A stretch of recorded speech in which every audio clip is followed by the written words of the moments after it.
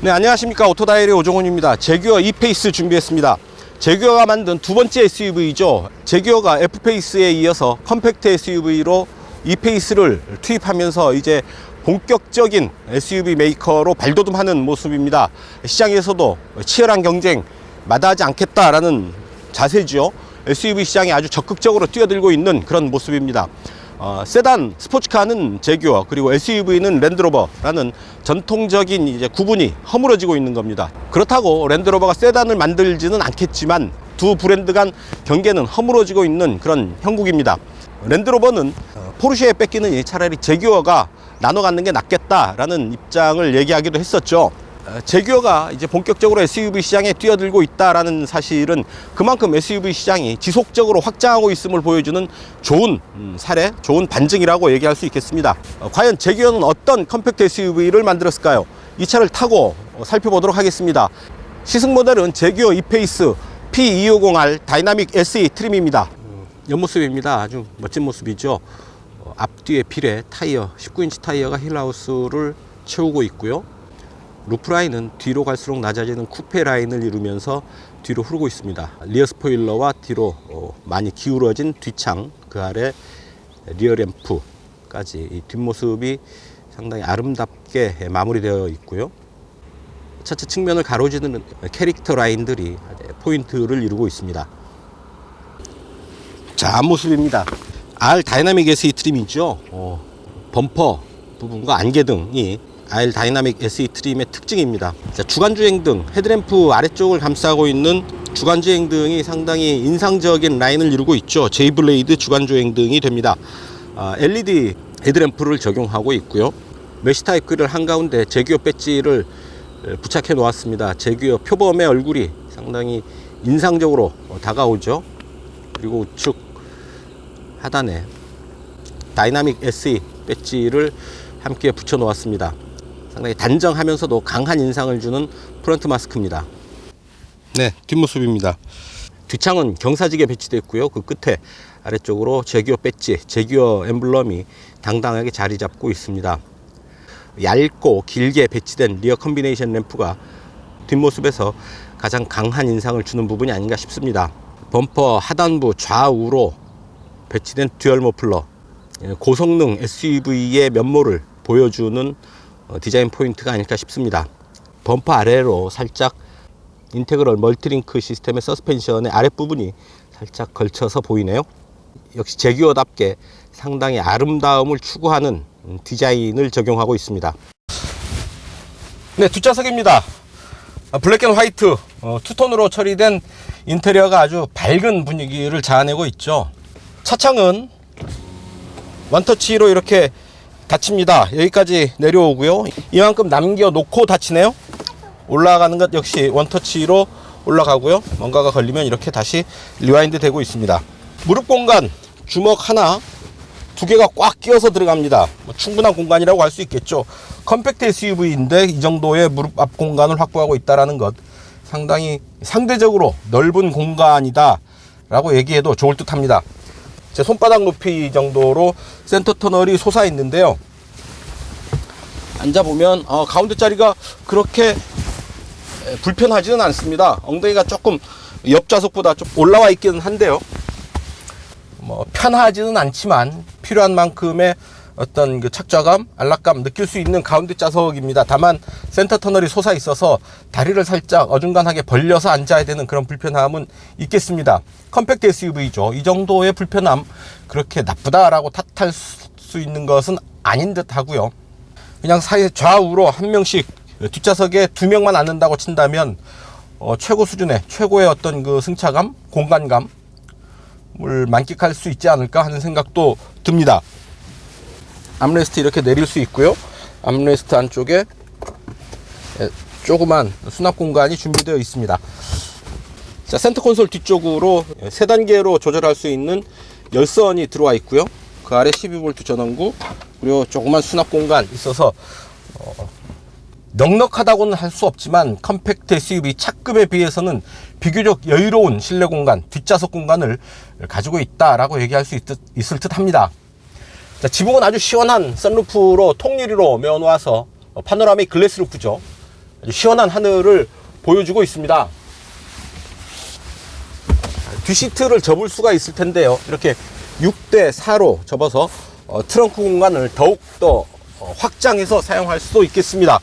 짐을 좀 더 실을 필요가 있을 때는 이렇게 뒷좌석을 접어서 화물칸을 확장해서 쓸 수가 있다라는 얘기고요. 뒷좌석 좌우로는 베이비 시트를 적용할 수 있는 아이소픽스 대응형 시트입니다.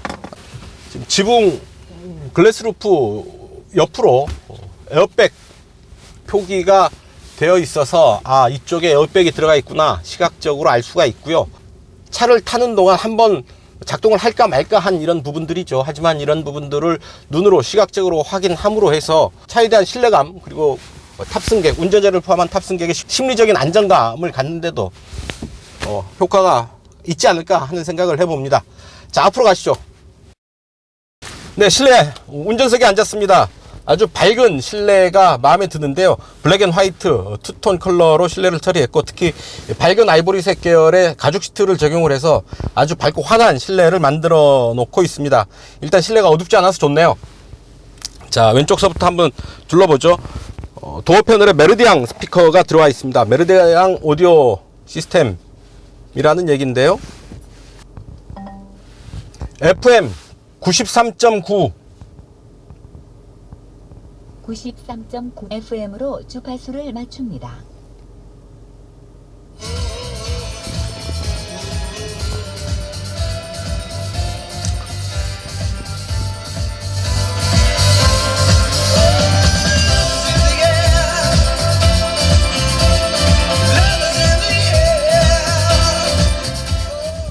자, 러브 이즈 인 디 에어. 자, 이런 정도의 오디오를 들을 수 있고요. 특히 이 차 실내가 아주 조용하지가 않습니다. 어느 정도 소음을 안고 달리는데요. 이런 오디오, 메르디앙 오디오를 조금 소리를 키워서 듣는다면 그런 그 주행 중에 들어오는 소음들을 극복하는 데 큰 도움이 되지 않을까 싶습니다. 자, 스티어링 휠 먼저 한번 볼까요? 자, 완전히 돌렸고요. 하나, 둘, 2.4회전 정도 하네요. 아주 타이트한 그런 조향비 기대할 수 있고요. 크지 않은 차체여서 차체 길이가 4395mm에 불과해서 짧은 차체인 만큼 조향비도 타이트하게 갖고 가는 건 잘 맞춘 조합이 아닐까 싶습니다. 스티어링 휠의 왼쪽에는 이런 오디오, 볼륨, 음성 명령 버튼이 있고요. 오른쪽으로는 드라이버 어시스트와 관련된 버튼들이 들어와 있습니다. 어댑티브 크루즈 컨트롤, 그리고 엘카스, 차간거리 조절 버튼들이 들어와 있어서요. 반자율 운전을 어느 정도 즐길 수가 있겠습니다. 계기판은 12.3인치 TFT LCD 모니터고요. 센터페시아에 들어와 있는 모니터는 10인치 모니터입니다. 그래서 이 두 개의 화면을 통해서 주행 중에 아주 다양한 정보들을 만나볼 수가 있는데요. 트립 정보는 아주 계기판 하단에 간단하게 표시되어 있습니다. 연비가 리터 퍼 100km로 표시되어 있어서 이거는 계산이 좀 필요하지 싶은데요. 인컨트롤 앱이 있는데요. 스마트폰에 리모트 에센셜 앱을 받아서 깔게 되면 모바일 폰을 이용을 해서 차의 여러 가지 기능을 미리 세팅을 하거나 확인을 할 수가 있습니다. 연료 잔량, 주행 가는 거리, 그리고 히터를 켜놓을 수 있다던가 이런 정도의 기능을 원격 조정할 수가 있고요. 도어를 닫고 여는 기능도 원격 조정이 가능합니다. 다른 제기어 모델과는 이 변속 레버 주변이 좀 많이 색다르죠. 일단 변속 레버가 기존의 제기어의 변속 레버는 원형 로타리식 스위치여서 시동을 켜면 올라오는 그런 그 변속기였죠. 아주 제기어만의 특색 있는 그런 변속 레버였는데요. 그거를 버리고 이페이스에서는 그거를 버리고 전통적인 형태의 범용 변속 레버 스타일을 따랐습니다. 그리고 주행 모드를 선택하는 버튼도 기존의 방식과는 또 달라졌죠. 3개의 원형 레버로 구성된 공조 스위치, 조작하는 느낌 아주 좋습니다. 제규어의 얘기로는 카메라 렌즈에서 영감을 받아서 디자인을 했다고 하는데요. 조작하는 느낌도 좋고 상당히 시각적으로도 좋은 잘된 디자인인 것 같습니다. 전체적으로 제가 다른 차를 시승할 때 이런 돌출형 모니터를 많이 지적을 하는데요. 제기어가 거기에 대한 모범 답안을 아주 정확하게 제시해주고 있습니다. 센터페시아의 매립형으로 아주 어느 한 부분도 튀어나오지 않게 돌출되지 않은 매립형 내비게이션 모니터를 정확하게 구현을 해 놓고 있습니다. 그뿐 아니죠. 대시보드 역시 약간 기울게 배치를 하면서 모양을 내고는 있지만 각진 부분은 찾기가 어렵습니다.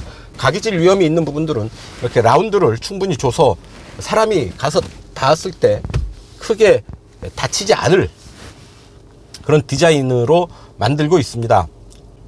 대시보드에 엣지를 넣게 되면 훨씬 더 보기 좋고 엣지 있는 스타일을 만들 수 있지 않겠습니까? 하지만 그렇게 하지 않는 이유, 사람, 승객, 운전자를 포함해서 탑승객에게 가장 위험할 수 있는 공간이기 때문에 적어도 대시보드의 디자인은 안전을 최우선으로 만들어야 된다라는 점이죠. 제기어가 그런 부분은 아주 정확하게 잘 만들어 놓고 있는 듯 싶습니다. 센터페시아 오른쪽으로 이렇게 손잡이를 겸할 수 있는 이런 지지대를 만들어 놨군요. 오프로드에서는 이런 부분 유용하지 않을까 싶습니다. 오프로드에서 이용할 수 있는 부분 또 하나 더, 변속 레버 좌측 상단에 ASPC 버튼이 있죠. 저속 크루즈 버튼입니다.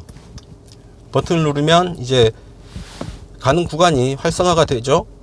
0에서 20, 30, 한 2, 3 정도의 구간 안에서 속도를 정해서 저속 크루즈 기능을 구현할 수가 있습니다. 뭐냐, 오프로드에서 아주 유용한 기능이죠. 이런 저속 크루즈 기능을 사용하게 되면 운전자가 가속 페달에 신경 쓰지 않고 좀 더 변화무쌍한 도로나 주변 지형에 좀 더 신경을 기울이면서 차를 잘 다룰 수가 있게 되는 겁니다. 물론 저속 크루즈이기 때문에 속도가 30km 전후의 속도로 제한이 되죠. 좀 더 안전하게 차를 컨트롤할 수가 있게 되는 겁니다. 센터 콘솔 이 정도면 충분하고요. 충분히 넓고 깊은 센터 콘솔 만들어 놓고 있습니다. 자, 또 하나 여기 두 개의 비상 버튼이 있습니다. 오른쪽 빨간 건 SOS 버튼입니다. 이거는 긴급 상황에 사고가 난다거나 전복됐다거나 했을 때 이제 SOS 버튼을 누르면 될 테고요. 이 부분은 정비의 필요성이 있을 때, AS 받을 필요성이 있을 때는 왼쪽 정비 버튼을 누르면 콜센터와 연결이 돼서 조치를 받을 수가 있게 됩니다. 제기어가 이제 SUV 맛을 알아버렸죠. 세단을 중심으로 라인업을 펼치던 제기어가 이제 F페이스를 필두로 SUV 시장에 쳐들어왔습니다. 제기어 랜드로버, 세단은 제기어, SUV는 랜드로버라는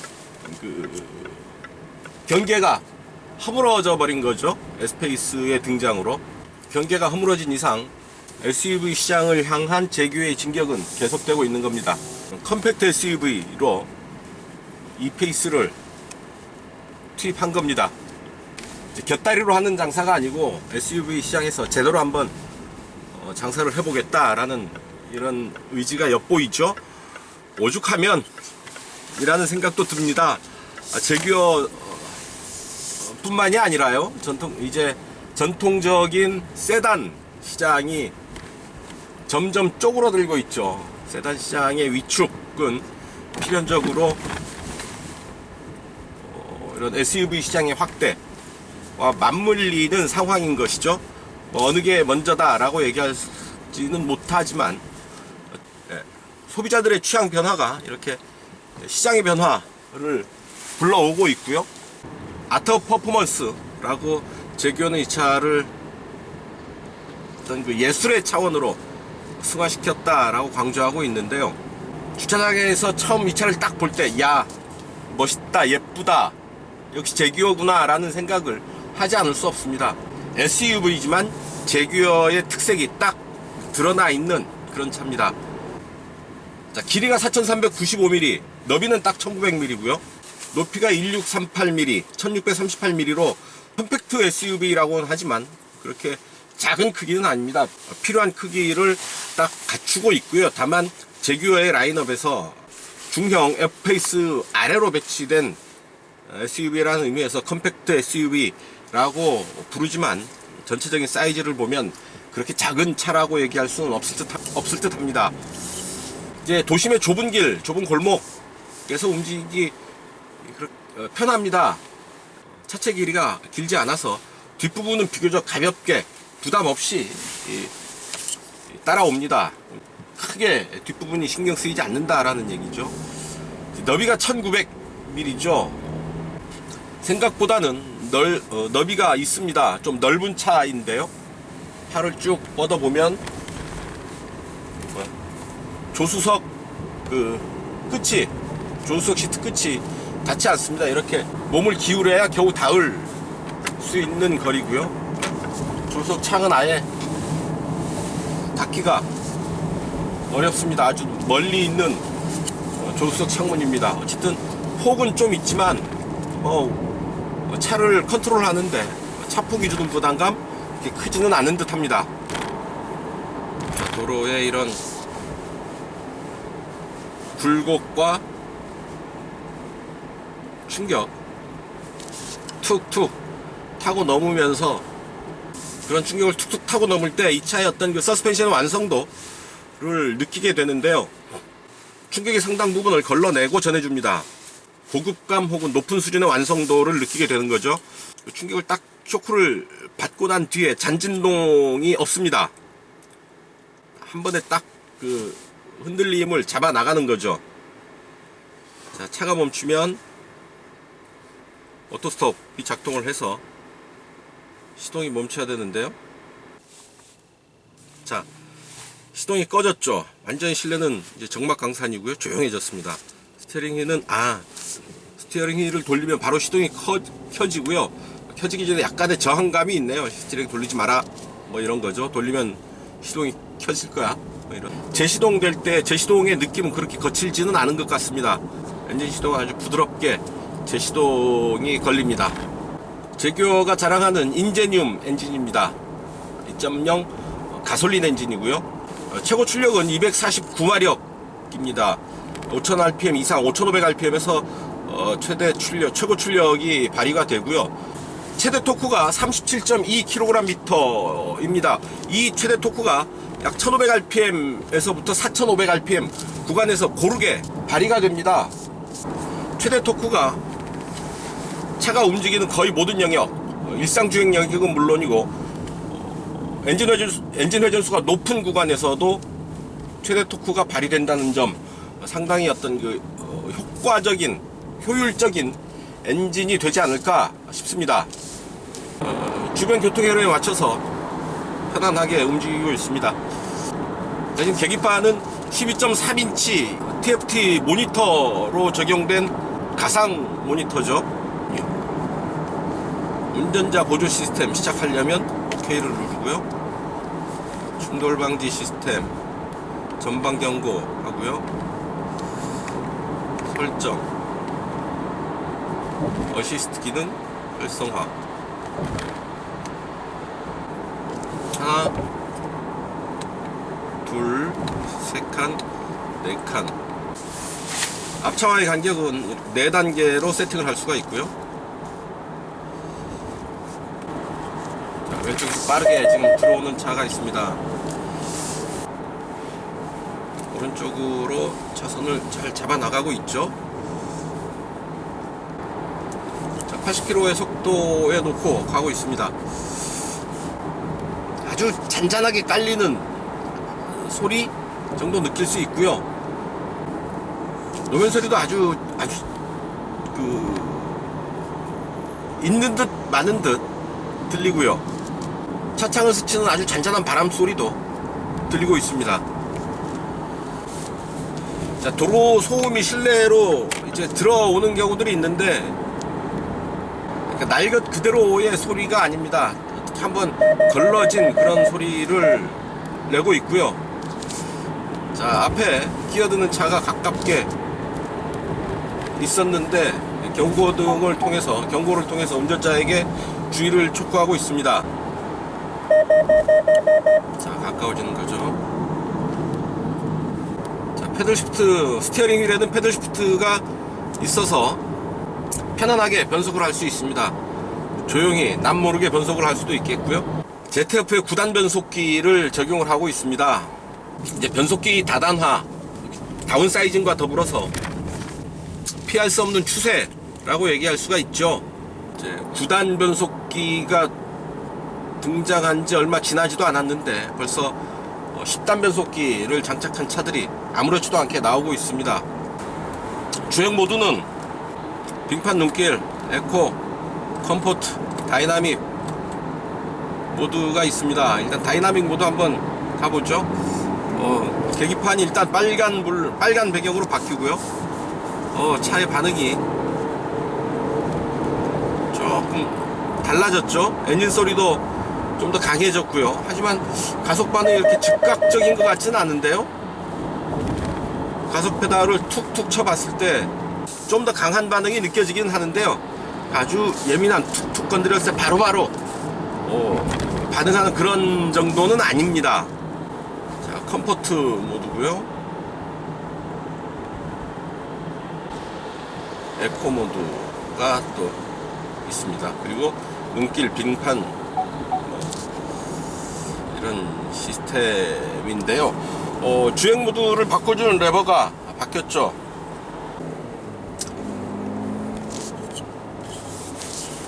엔진 사운드가 참 듣기 좋습니다. 저의 판단 기준이기는 합니다만 저는 이 엔진 사운드를 듣고 엔진 사운드로 프리미엄 브랜드냐 아니냐를 판단하기도 합니다. 엔진 사운드까지 듣기 좋은 수준으로 잘 튜닝한 정도의 정성을 보여야 제대로 된 프리미엄 자동차다, 프리미엄 브랜드다 라고 얘기할 수가 있는 거고요. 되게 대중 브랜드의 차들은 엔진 사운드까지 미처 신경을 쓰지 않거나 튜닝을 한다고 해도 아주 완성도가 조금 떨어지는 수준에서 소리를 최종적으로 조율해내죠. 제규어 E-페이스 엔진 사운드 아주 좋습니다. 마음에 듭니다. 자, 컴포트 모드였고요. 자, 다이나믹 모드에서는 이런 정도의 소리가 나오는 거죠. 그냥 막 내지르는 소리가 아니라 잘 다듬어진 듣기 좋은, 하지만 그 안에서 성능을 느낄 수 있는 이 차의 퍼포먼스를 직감할 수 있는 그런 정도의 사운드로 잘 만들어 놓고 있지 않나 싶습니다. 자, 공차 중량이 2220kg이고요. 자, 249마력이니까 마력당 무게비가 약 8.9kg, 제로백은 7.0초 라고 얘기를 합니다. 전체적인 효율이 훨씬 더 일반적인 수준보다 훨씬 더 높은 수준이다 라고 얘기할 수가 있는 거죠. 자, 맥퍼슨 스트럿의 뒤에 인테그럴 멀티링크 방식의 서스펜션을 적용을 하고 있습니다. 전통적인 형태의 변속 레버를 선택을 했네요. 수동 변속 가능합니다. 패들 시프트로도 가능을 하고요. 변속 레버를 왼쪽으로 밀면 스포츠 모드가 됩니다. 위로 올리면 시프트 다운이고요. 밑으로 내리면 시프트 업이 됩니다. 235R19 사이즈의 타이어가 앞뒤로 장착되어 있습니다. 20인치 타이어도 좋겠지만 이 차의 사이즈를 감안을 한다면 19인치 타이어도 충분한 크기가 아닐까 싶습니다. 55 시리즈를 적용을 한 게 눈에 띄네요. SUV인 만큼 오프로드에서의 어느 정도의 확장성, 그리고 온로드에서의 승차감까지 모두 감안한 그런 타이어 선택이 아닌가 싶습니다. 좀 더 온로드나 퍼포먼스 지향이라고 한다면 50 시리즈 미만으로 타이어를 선택해도 좋지 않았나 싶은 생각이 듭니다만, 역시 55 시리즈의 타이어도 충분히 그거를 선택할 만한 이유는 있었겠다 싶습니다. 좀 달려보겠습니다.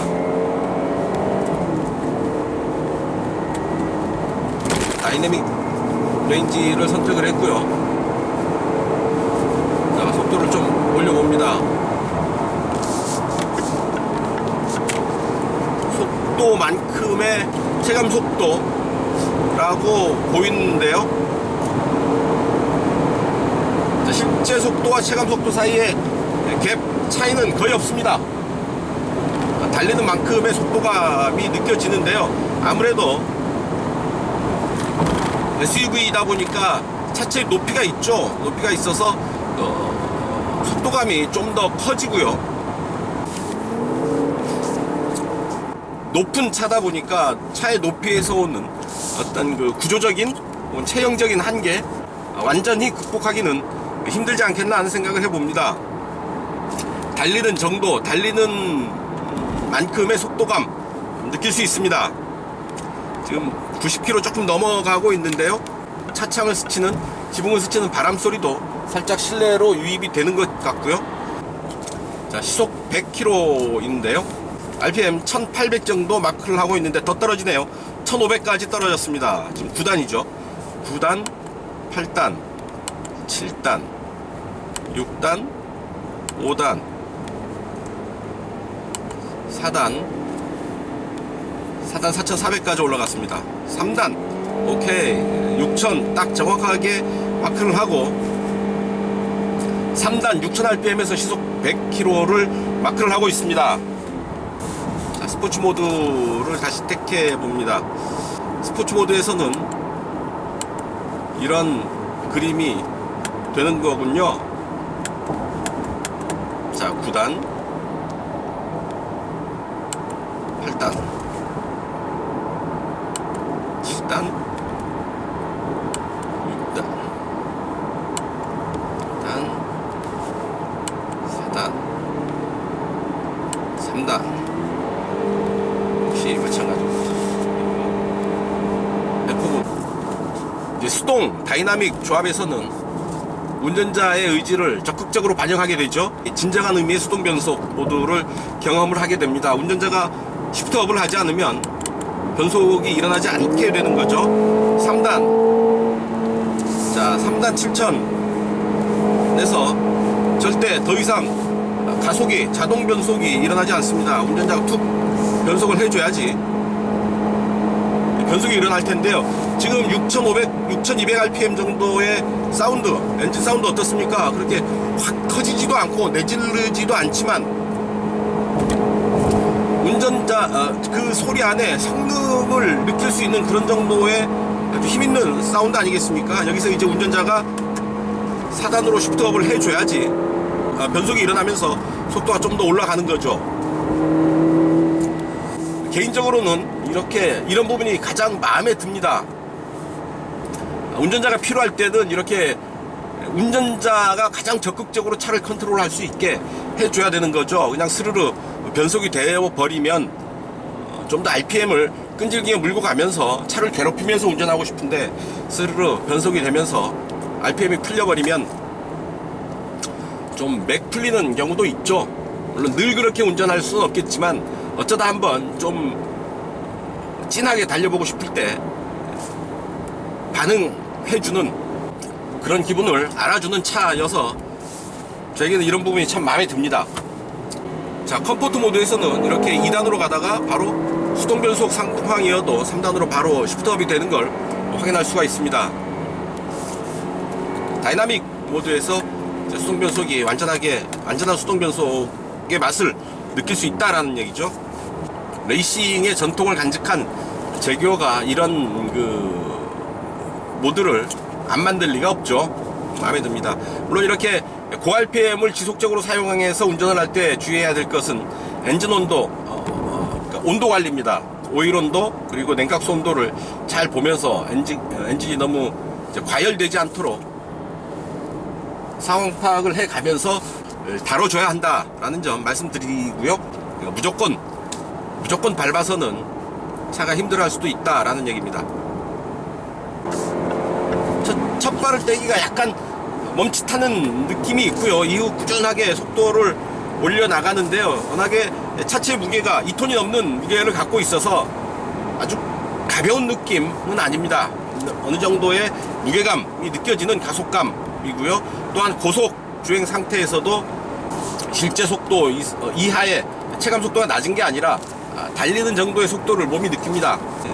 빠른 속도에서도 차로를 잘 읽고 가고 있죠. 속도를 좀 내볼까요? 자, 아무래도 속도가 높아지니까 바람 소리가 제법 커집니다. 아무래도 차체 단면적이 좀 넓죠, 크죠, 높이가 있고 가로도 1900mm나 되다 보니까 공기와 맞닿는 단면적은 크고 넓을 수밖에 없고요. 아무래도 바람 소리는 좀 커질 수밖에 없는 차체 구조입니다. 제동을 좀 강하게 해봤는데요. 앞이 그렇게 생각만큼 확 숙여지는 것 같지는 않습니다. 아무래도 높이가 있다 보니까 어느 정도 이제 노이즈 다이브가 일어나는 부분을 느끼게는 되는데 앞에 그냥 맥없이 힘없이 그냥 확 처박히는 그런 느낌이 아니라 어느 정도 잘 버텨주면서 제동이 걸리는 그런 느낌입니다. 전자식 사륜구동 시스템을 적용을 하고 있죠. 이런 코너에서 좀 더 빛을 발합니다. 고속주행 안정감, 고속에서의 주행 안정감도 어느 정도 확보를 할 수 있고요. 바람 소리는 좀 큰 듯한데 차체 흔들림, 안정감은 그렇게 나쁘지 않습니다. 딱 중심을 잡고 가는 그런 느낌이 있고요. 사륜구동 시스템에 대한 이 차에는 사륜구동 시스템이 적용되어 있죠. 거기에 대한 신뢰, 일단 심리적인 신뢰감이 있습니다. 우선 실제적인 고속주행 안정감이 실제적으로 어떤가 하고는 또 별개의 문제로 이 차에는 사륜구동 시스템이 있어 라는 심리적인 안정감이 우선 생기는 거죠, 운전자에게.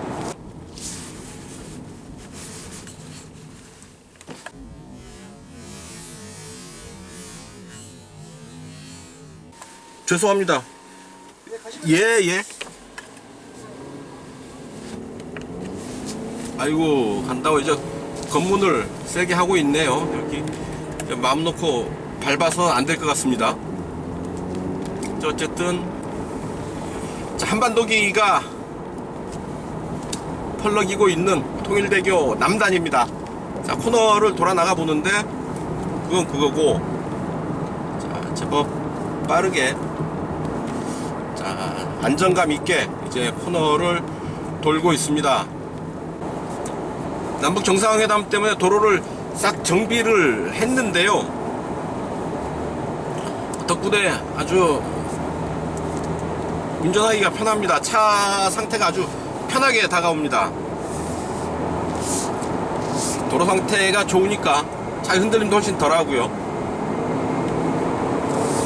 훨씬 더 안정된 느낌을 받을 수가 있습니다. 자, 가속 페달 마지막에 킥다운 버튼이 살짝 걸립니다. 과하지는 않고요. 자, 있는 듯 없는 듯 무심코 밟으면 느끼지 못하겠지만 예민하게 딱 체크를 해보면 가속 페달 마지막 순간에 살짝 걸리는 킥다운 버튼을 느낄 수가 있습니다. 조금 더, 한 번 더 이제 밟아볼 수가 있는 거죠. 자, 다단변 9단 자동 변속기는 아주 충분하게 잘 효율적으로 엔진의 힘을 컨트롤하고 있습니다. 변속 충격 거의 느낄 수 없고요. 부드럽고 강하게 엔진의 힘을 조율해냅니다. 자동차를 이제 시승기를 쓰고 시승 촬영을 하다 보면 이 부드럽고 강하게 라는 형용모순적인 표현을 자주 하게 되는데요. 서로 모순되는 얘기지만 실제로 그렇습니다. 강한 게 부드러울 수가 없죠. 하지만 또 강한 게 부드러울 수도 있습니다. 그런 강한 힘을 엔진 다단 변속기가 부드럽게 조율해내는 그런 부분들이 바로 기술인 거죠. 특히 9단 10단 변속기에 가게 되면 상당히 어떤 속도 구간에 맞는 최적의 기어에 세팅해 줌으로써 성능은 물론 효율 면에서도 우수한 그런 반응을 끌어낼 수가 있게 됩니다. 두 마리 토끼를 다 잡게 된다라는 얘기죠.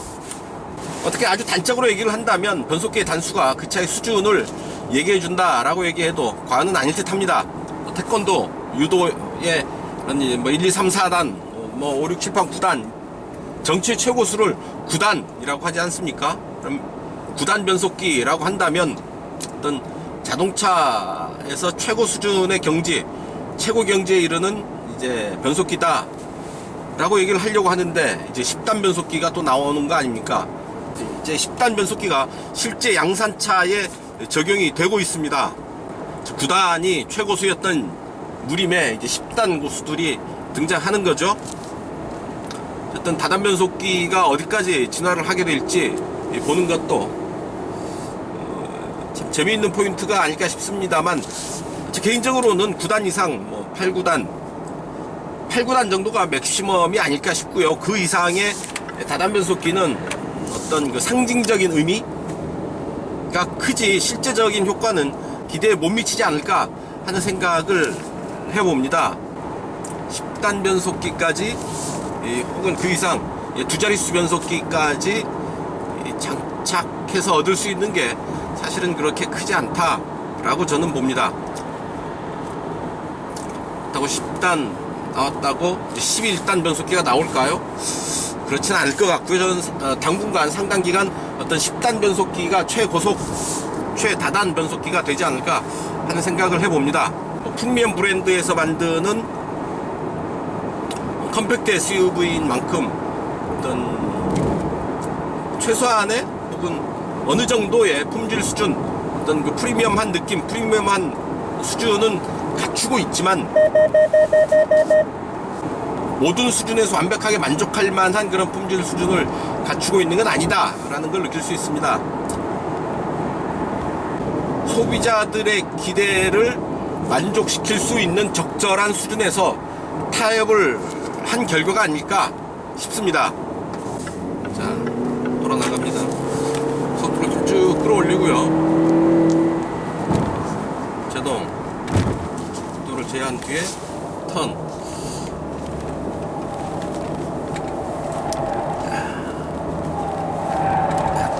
약간 오버스티어를 느꼈나요? 약간 조향이 조금 더 감기는 그런 느낌이 있는데, 뭐 조금은 예민한 그런 조향의 느낌? 조향 특성은 상당히 뉴트럴하게 돌아나갑니다. 하지만 조금 더 이제 가속을 하게 되면 그 뉴트럴한 특성을 일부러 허물어뜨리게 되면 약간 오버스티어도 느껴집니다. 그냥 그거는 오버스티어라기보다는 조향 반응을 좀 더 예민하게 한다라고 보는 게 맞을 듯합니다. 자, 이제 재미있는 그림이 있네요. 운전자 기준으로 왼쪽, 앞창의 왼쪽 아래 제규어 2마리가 있습니다. 그래서 큰 어미 제규어가 있고요. 그들을 따르는 애기 제규어 그림이 아주 재미있게 그려져 있습니다. 일종의 숨은 그림 찾기인가요?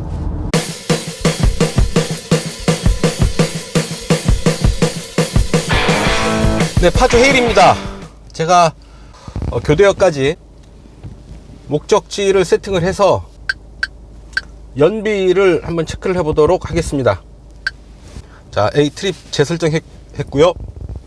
자, 에코 모드로 갑니다. 출발합니다. 연비는 리터 퍼 100km로 100km를 달릴 때 소모되는 연료의 양으로 연비 표시가 돼서요. 이 부분도 한국의 소비자들에 맞게 킬로미터 퍼 리터 형태로 바꿔야 되지 않을까 싶습니다.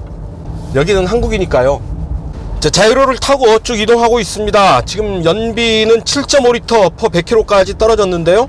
자, 7.5리터 퍼 100km면 13.3이 됩니다. 메이커 발표 연비보다는, 그러니까 9.0보다는 훨씬 좋은 수준의 연비를 기록하고 있습니다. 물론 자동차 전용 도로를 에코 모드로 정속 주행으로 쭉 이동할 수 있어서 가능한 연비겠죠. 시내에 들어가면 연비는 이보다 조금 떨어지지 않을까 싶습니다. 자, 계기판과 내비게이션이 연동을 하면서 이렇게 선명하게 길 안내도 해줍니다. 연비는 다시 7.2리터, 7.3리터까지 떨어졌죠. 네, 이제 40km 넘게 달려왔고요. 강변북로 체중 구간은 어느 정도 움직였습니다. 연비는 지금 7.2리터 기록하고 있고요. 체중 구간에 접어들어서 조금 떨어지겠죠. 내비게이션은 T맵인데요. T맵과 제규어 랜드로버가 T맵과 협업을 해서 제규어 랜드로버 전용 앱으로 개발한 내비게이션 앱입니다. 나는 반포대교로 나가라고 그러는데 저는 동작대교로 나갈까 합니다. 반포대교로 나갈까요? 반포대교로 나가는 것도 일단 제규어 랜드로버 전용 맵이니만큼 T맵이 유도하는 대로 움직이도록 하겠습니다. 저는 동작대교를 선호하는데 이쪽 반포대교를 추천을 하네요. 반포대교로 가도록 하죠. 네, 이제 반포대교를 타기 직전입니다. 연비 7.4 찍고 있고요.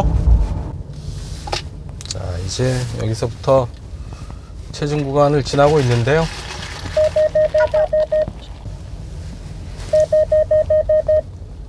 내가 선택한 차로만 더 막히는 것 같은 느낌은 뭐죠? 자, 반포대교 건너온 동안 연비는 더 7.7리터까지 떨어졌습니다. 체증 구간이 연비에 안 좋다는 것을 진짜 체감하게 되는데요. 불과 1km 남짓 건너오는데 시간도 많이 걸렸고요. 기름도 많이 잡아먹었습니다. 자, 그래도 엔진 스톱 시스템이 있어서 연비는 최악의 연비는 면할 것 같습니다. 네, 이제 교통 체증이 좀 풀렸습니다. 쭉 다시 속도를 좀 내기 시작하는데요. 목적지 교대역이 멀지 않았습니다. 도심 그 길지 않은 구간 빠져나오는 동안에 연비는 많이 나빠졌습니다. 8.1까지 올라왔는데요. 이보다 더 좋아질 것 같지는 않고요. 더 나빠지지 않도록 서행하면서 에코 모드를 계속 유지하면서 이 정도 연비 유지할 수 있으면 좋겠습니다. 자, 마지막 턴 서초역에서 좌회전을 했습니다. 자, 다시 체증이고요. 네, 목적지 찍은 곳 도착하였습니다. 예, 목적지에 다 왔고요. 이제 교대역 내거리에 정차했습니다. 네, 여기서 이제 끊죠. 연비 8.1 나왔습니다. 8.1리터 per 100km인데요. 리터당 12.3 정도를 기록하는 겁니다. 그러면 공인연비 9.0 보다는 훨씬 우수한 연비 수준이죠. 시내 통과하면서 연비가 좀 안 좋아지긴 했지만 그래도 12.3km 정도의 연비를 보였고요. 메이커가 밝히는 연비 수준을 훌쩍 뛰어넘는 그런 기록을 만날 수 있습니다. 물론 에코 모드로 쭉 차분하게 운전을 했고 자동차 전용도로를 지나는 구간이 많았기 때문에 가능한 연비가 아닌가 싶은데요. 어쨌든 연비는 운전자 하기 나름이다 라는 사실을 다시 한번 확인할 수 있었습니다. 자, 연비 체크 여기서 정리하겠습니다.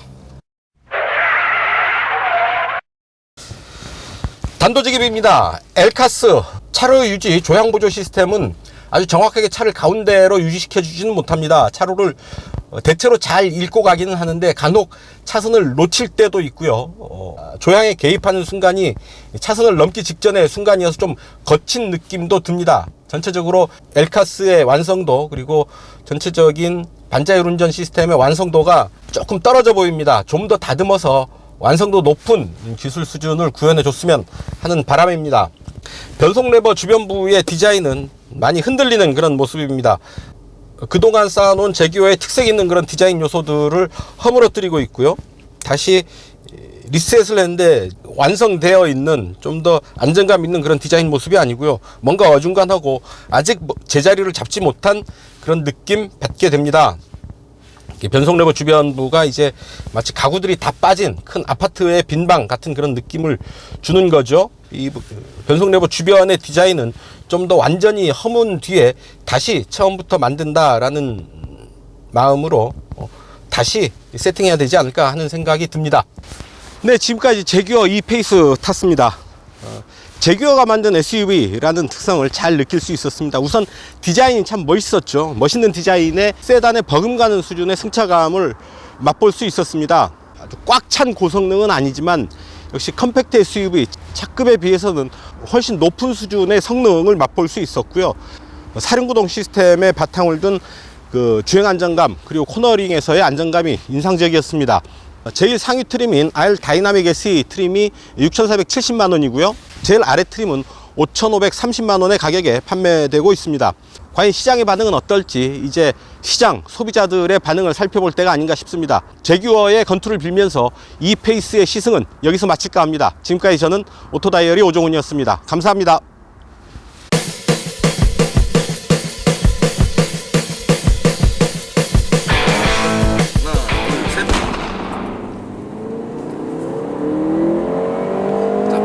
속도를 올려가고 있죠.